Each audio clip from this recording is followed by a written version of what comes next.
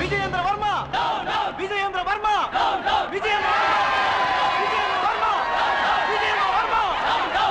మా వాడి మీద దెబ్బ పడితే మీ తల లేచిపోతాయి. ఆగండి, వాళ్ళు వచ్చింది నాతో మాట్లాడడానికి, మధ్యలో మీరు జోక్యం చేసుకోవడానికి వీల్లేదు.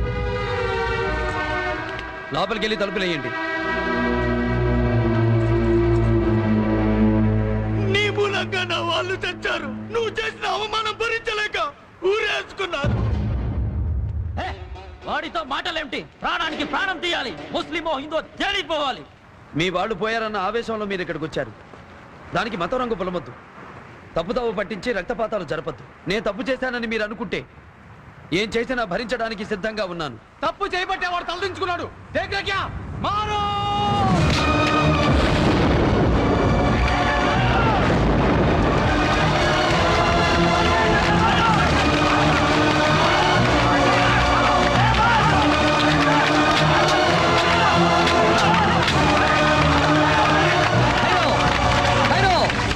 ఫాతిమా, నువ్వు పెంచిన వాడు ఇంతమంది చావుకి కారకుడయ్యాడు. వాణ్ణి నువ్వు ఇంట్లో ఉంచుకున్నంత కాలం నిన్ను మతంలోంచి వెలివేస్తున్నా.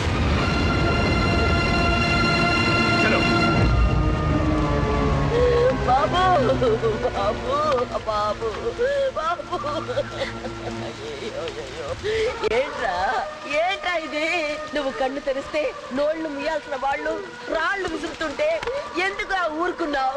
చెయ్యని నేరాన్ని ఎందుకురా ఒప్పుకున్నావు?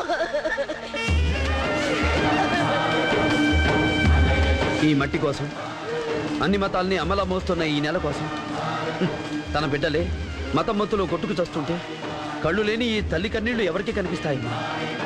ఇక్కడ రక్తపాతం జరపకుండా ఆపడానికి 4 రక్తపు పొట్లు చిందిస్తే నష్టమేమిటమ్మా? మతం రంగు పొడిమి తలను దొర్లించాలనుకున్నాను. నా ప్లాన్ ని నీ రక్తంతో తుడిచేశావు.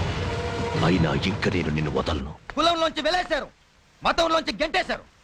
మసీదుకి వెళ్ళే అర్హత లేదు, నమాజ్ చేసే హక్కు లేదు. నిన్ని మహాతలి చేరదీసినందుకు ఇంటికి సైతాన్లా తయారయ్యావు. ఏమిటండి, ఏం మాట్లాడుతున్నారు మీరు? ఆగిన కైపు తలకెక్కి మాట్లాడటం లేదు. వీడిచ్చిన నిశ నెత్తికెక్కి మాట్లాడుతున్నాను. నజీర్ భాయ్, విజయేంద్ర నాను అనేది ముయండి, అందరు ముయండి. ఒక్కటి నోరెప్పడానికి వీల్లేదు. ఇది 90 సమస్య. ఇంట్లో వీడుండాలో నేను ఉండాలో తేలిపోవాలి. అంత పాట అవసరం లేదు, నేనే పెడతాను. మరి ఇంకా నిలబడ్డావే, పోరా. నాకు కులం అక్కర్లేదు, మతం అక్కర్లేదు, కొడుకు అక్కర్లేదు. వీడు కావాలి. వెళ్ళు. వీడి మీద చెయ్యేసిన నువ్వు ఇంకొక క్షణం ఇంట్లో ఉంటే నరికేస్తాను. పోరా పోరా.